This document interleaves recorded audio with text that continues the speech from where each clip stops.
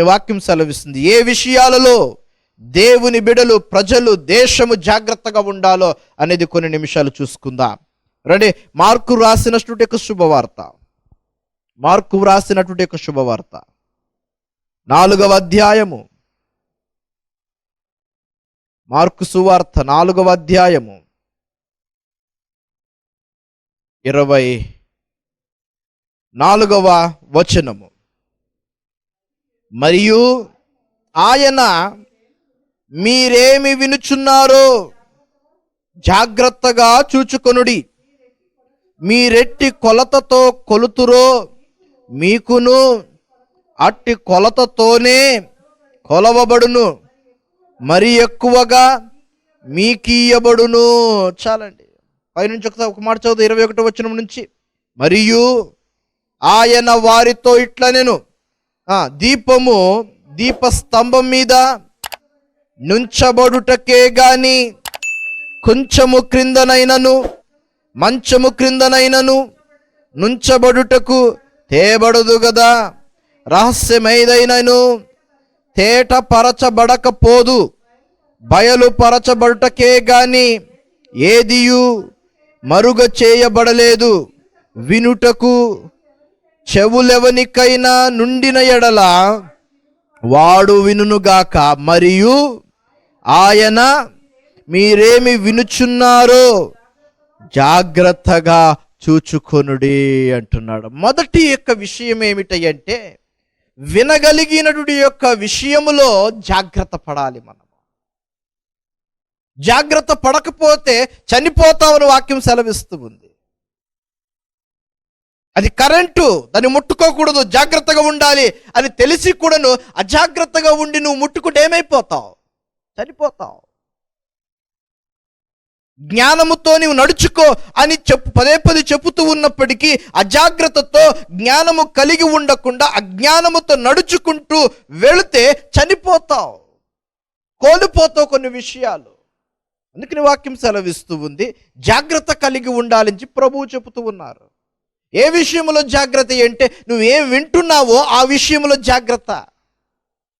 కొన్ని విషయాలు ఆ మానవుడు ఎంత తెలివి కలిగిన వాడైనప్పటికీ కొన్ని విషయాలు ఆ మానవుని బుద్ధిహీనతలోనికి నడిపించేస్తాయి. కొన్ని మాటలు నువ్వు వినకూడని మాటలు విన్నావయ్య అంటే నీ జీవితం అతలాకుతలం అయిపోతుంటుంది. వినగలిగిన మాటలు ఉన్నాయి, వినకూడని మాటలు ఉన్నాయి. మరి వినగలిగిన మాటలు ఎలాగ వింటున్నాం, వినకూడని మాటలు వింటూ కూడా ఎలా పాటిస్తూ ఉన్నావు అనేది చాలా ప్రాముఖ్యం. ఈనాడు మానవుడు ఎలా తయారైపోయాడంటే వినగలిగిన మాటలు కూడా వింటాడు, వినకూడని మాటలు కూడా వింటాడు. వినగలిగిన మాటలు జీవితానికి అవి జ్ఞానమును తీసుకొచ్చేవిగా ఉన్నప్పటికీ వాటిని దూరం చేసేసుకుంటాడు. వినకూడని మాటలు వింటున్నవాడు తన జీవితానికి నాశనము తీసుకొస్తాయని తెలిసిన అదే మార్గంలో వెళతాడు. అందుకని ఈనాడు మానవుడు చక్కగా తన కుటుంబాన్ని నడిపించుకోలేకపోతున్నాడు. ఈనాడు మానవుడు ప్రధానముగా ఎందుకు అప్పుల బాధల్లోనికి వెళ్ళిపోతున్నాడు అంటే కారణం ఇదే, జాగ్రత్త లేకపోవుట. వాడి మాట వీడి మాట, వాళ్ళ మాటలు వీళ్ళ మాటలు వినేసి ఈనాడు వారి జీవితంలో ధనము సంపాదించాలని ఆశ కలిగి ఇంకా ఎక్కువ సంపాదించేయాలని చెప్పేసి ఈనాడు ఆ వ్యాపారం ఈ వ్యాపారం అదంట ఇదంటని చెప్పేసి ఉన్నది కాస్తవు ఏం చేసుకుంటున్నారు? కోల్పోతున్నారు.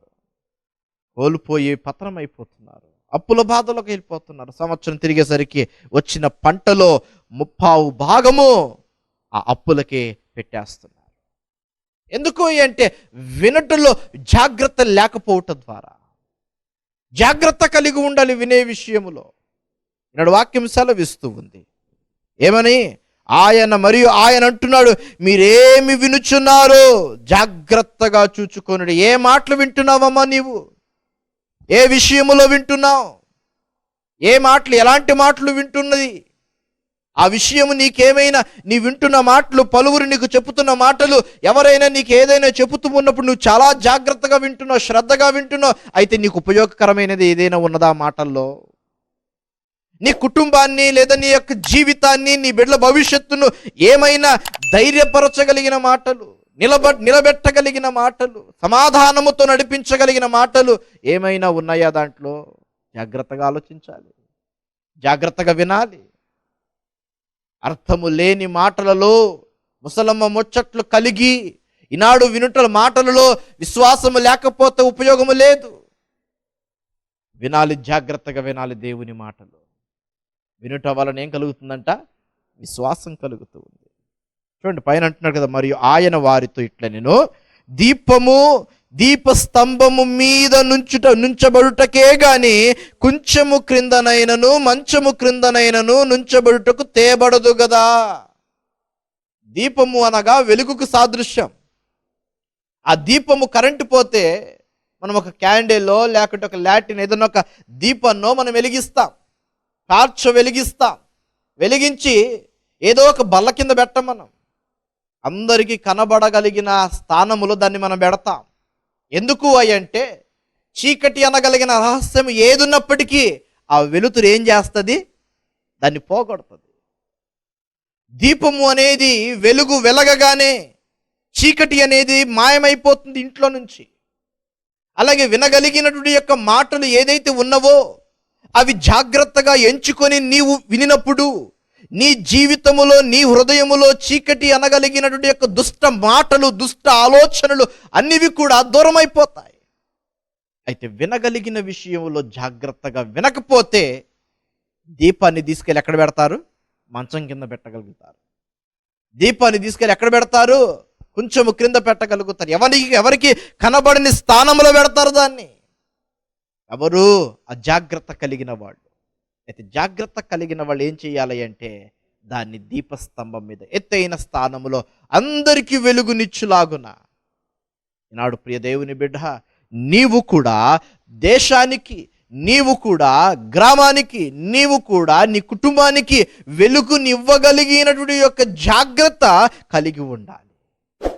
నీ కుటుంబాన్ని హెచ్చరించాలి, నీ కుటుంబాన్ని సరిచేయాలి. అప్పుడే అద్భుతమైనటువంటి యొక్క వాక్యములో ఉన్నటువంటి సత్యాన్ని మనం తెలుసుకోగలుగుతాం.